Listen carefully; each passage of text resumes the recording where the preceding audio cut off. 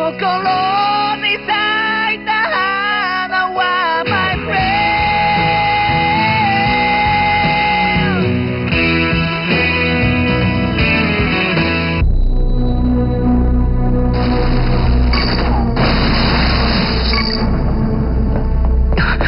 Reporting, sir. Ayon sa ulat, paparating na po rito ang reinforcements. Magaling. Good work. Checkmate na sila. General Logie, pagdating ng reinforcements, 10 ulit na tayo marami sa kanila. Pwede po bang malaman kung bakit kailangan ganito? Malagirilya ang taktika ng mga kalaban natin. Kaya mas marami, mas maganda. Pero sir, kahit wala pa yung reinforcements, malaki na ang lamang natin sa mga kalaban. Ngayon, sobra-sobra na tayo dito. Nakalimutan mo na ba si General Corel na natalo pa rin kahit marami sila? Minaliit niya kasi ang mga kalaban.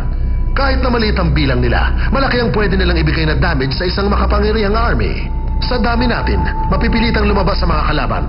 At lalaban sila sa paraan na tayo lang ang tiyak na magwawagi dahil kulang sila. Tapos, dudurugin ko sila na parang alikabok. Sigurado pong matutuwa si Lord Nene sa tagumpay niyo.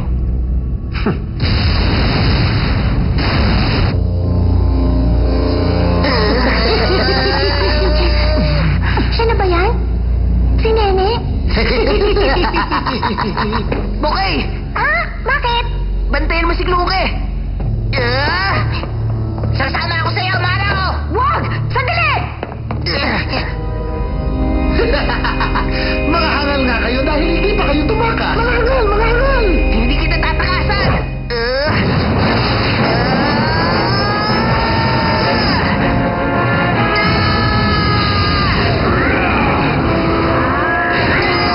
Aba, yan na nga ba ang Blue Dragon?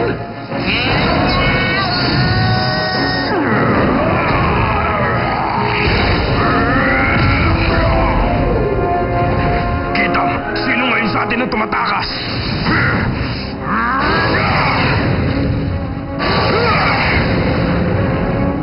Ano bang ginagawa mo? Umayos ka nga dyan! Ikaw ang dapat umayos, Shu. Mag-concentrate ka pa. Lover Squirrel ba yan? Lover Squirrel! Subukan mong iwasan ang suntok na to, Maro!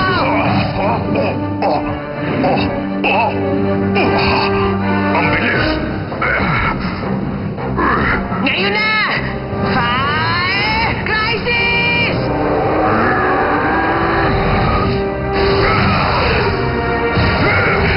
Tikman mo, Maro! Ang Iron Justice!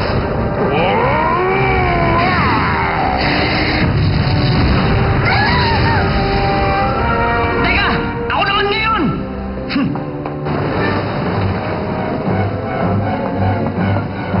Ano to? Kluke! Pwede ka bang maghanap ng escape route gamit yan? Susubukan ko. Kailangan natin maghihanda sa pwedeng mangyari.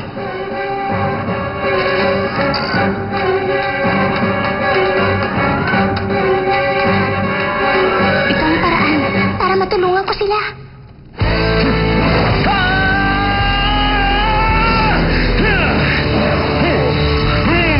Waves of Rage! Ako naman! Fire Crisis! Ayos!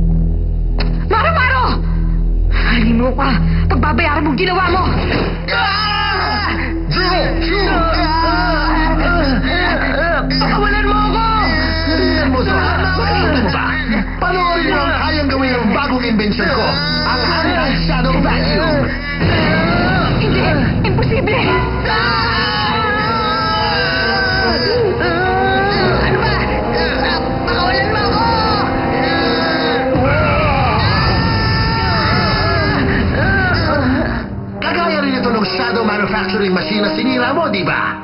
Mas maganda lang ito dahil kaya nitong higupin ang lakas nyo para gumawa ng bagong shadows.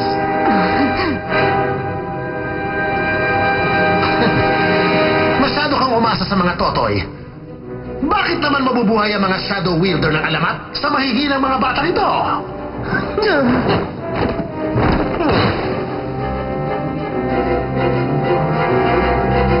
Masyado siyang malakas. Gaya ng kinatatakot ko. Hindi sapat ang lakas namin. Luke! Luke! Sandali na lang. Huwag kang mag-alala. Makakakuha din ako ng access sa mainframe. Mabuti naman. Sige, Luke. Pagpatuloy mo lang yan. Oh? Teka. Nasaan ka na ba? Ha? Okay. Naglaho ka na naman? Huwag kang mag-alala. May plano ako. Ah!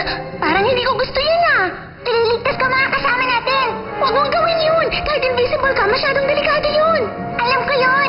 Pero kailangan ko tong gawin. Nasa panganib ang mahal ko. Hindi pwede maghintay na lang ako dito. Mukha yatang in-overestimate ko kayo ng mga kasama mo. Akala ko pa naman, pahihirapan niyo ako sa laban na ito. Pero mahina pa kayo sa mga lamok. Mahina, mahina. Kung ganon, bakit pinag-aaksayahan mo pa kami ng panahong labanan? Ano yon? Aminin mo, inimbento mo ang mga bagay na yan para talunin kami dahil natatakot ka sa amin. Huwag ka na mag-deny dahil nababasa na kita. Akala mo bang isang gaya mong duwag ay kayang sakupin ng buong mundo? Nakakatawa pero walang susunod sa isang mukhang uod. Pag sinulat ang kasaysayan, isa ka lang duwag na nilupig ng maliliit na bata! Mukha yatang mas lumakas na ang loob mo mula nang huli kitang nakita. Mas matapang ka na magsalita. Ano kaya ang masasabi ng tatay mo sa bagong ugali mong yan? Siguradong malulungkot siya, hindi ba? Shu, gumising ka na.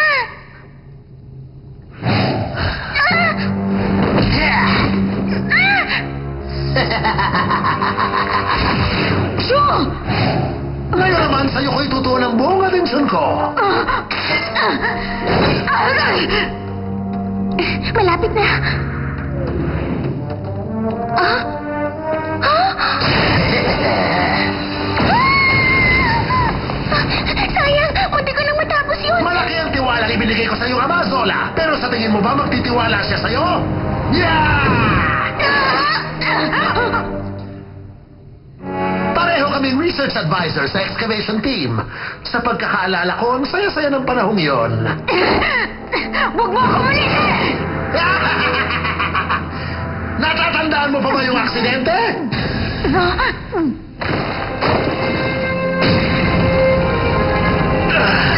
Zola!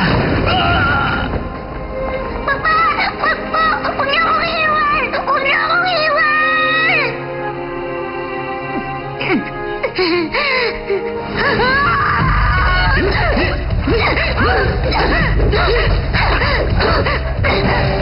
Nang dahil sa aksidente, naulila ang kawawang bata sa pinakamamahal niyang ama. At dahil sa matinding sakit sa kalooban, tumakas siya at sumali sa army. Kawawa! Kawawa!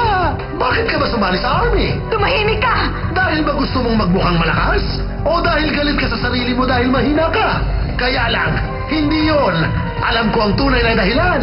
Eh ikaw, ano yun? Ano yun? Tumigil ka na! Dahil gusto mong maging tulad ng papa mo. Isang tao na kabaliktaran ng sarili niyang anak. Papa! Papa! Umaasa sa'yo mga kawawang batang ito na para bang mga tutang sugatan sila. Kunwari cool ka lang, pero nag-aalala ka pa rin sa kanila. Kagaya ka lang ng sarili mong ama.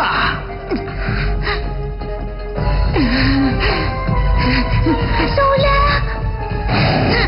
Pero hindi kabutihan ang pinapakita mo sa kanila, Zola. Hindi ilalagay sa panganib ng papa mo ang mga inosenteng bata. Eh kasi, naglalaro ka lang. Nilalagay mo lang sila sa panganib. Tama ba? Naglalaro! Naglalaro! O sige, tapos ka na ba? Huh? Kung tapos ka na, tama na ang kwento ka na ito! Ha!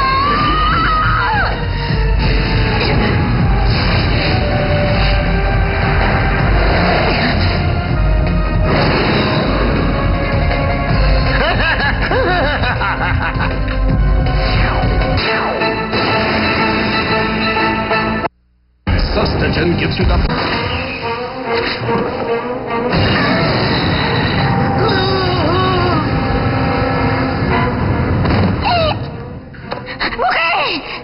totoo lang, hindi ko inaasahan yun ah. Pero napapagod na ako sa mga sorpresa. Sola? Oras na para magpaalam ka sa kanila. Huwag ka nang umasa dahil hindi yun mangyayari. Dahil sinusumpa ko. Poprotektahan ko ang mga kaibigan ko! Sola!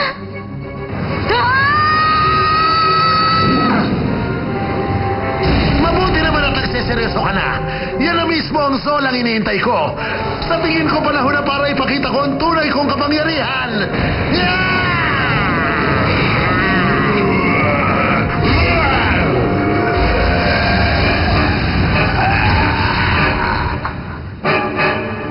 Shoo! Pakiusap, gumising ka!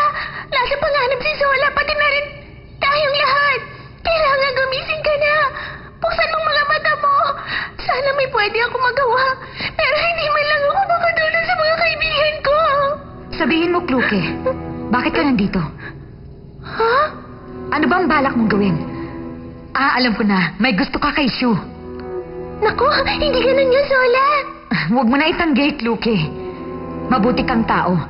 At ang kabutihan mo ang magiging lakas mo. Hmm? Yun ang akala niya. Sa ganitong pagkakataon, walang may tutulong ang kabutihan. Yun ba talaga ang pinaniniwalaan mo? Huh? Hornet! Assassin!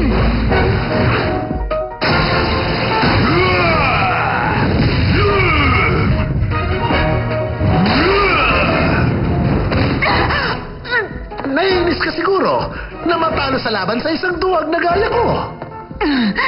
Magpaalam ka na! Hindi kita papayagan! Huh? Tama na! Tigilan mo ng mga kaibigan ko! Kluke! Ang tapang mo naman! Pero sayang, dahil katapusan mo na rin!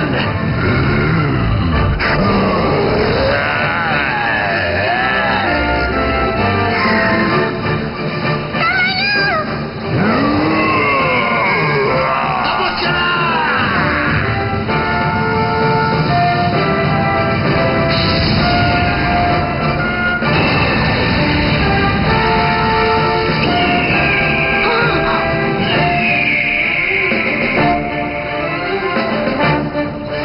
Shadow Warrior din ang bata nito.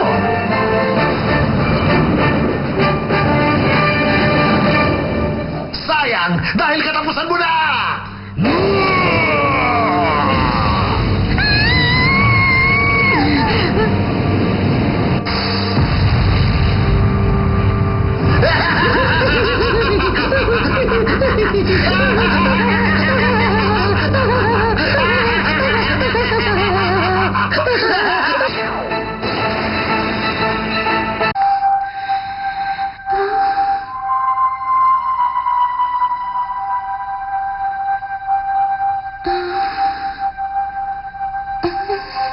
Teka, paano? Narinig ko ang hiling ng iyong puso. Kaya heto. Kung ganon, mabuti. Salamat. Walang anuman.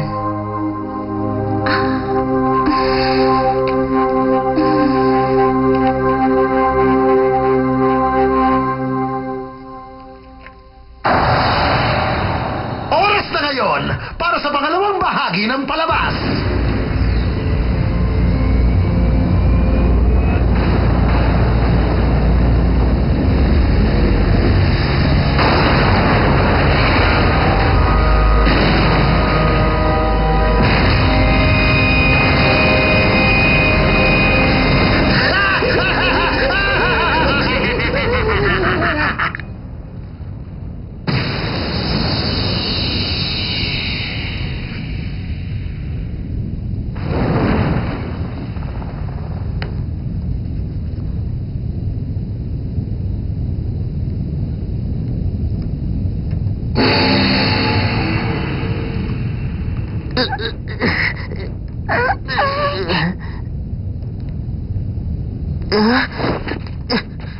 Nasaan tayo? Nanalo ba tayo natalo sa laban? Lagot na! Lumilindol! Hindi! Tingnan niyo yun!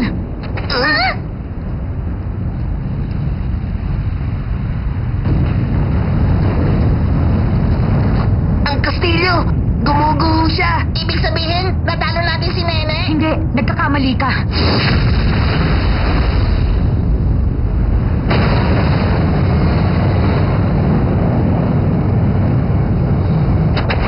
Ano ang bagay na yan?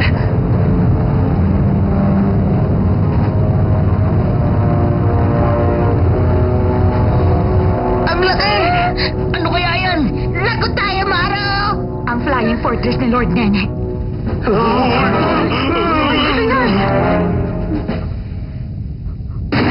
Ako nga pala si Lord Nene.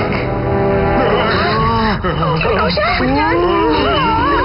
Ano lang naman ang pinuno ng Grand Kingdom at mula sa oras na ito pati na ang buong mundo. Simula ngayon ako na ang susundin yung lahat. Kung hindi, humanda kayong tumanggap ng kaparusahan. Handa ang Grand Kingdom na makipaglimpan sa kahit na sino.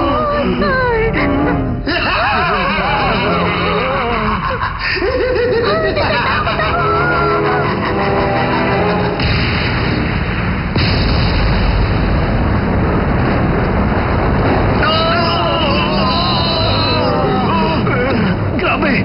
Napakalakas niya! Kainis! Masamang balita! Si Kluke, hindi pa rin siya nagigising hanggang ngayon! Paano kung hindi na siya... Huwag na huwag mo sasabihin yan, Maro! Luke! Kluke! Bakit, Kluke? Kluke!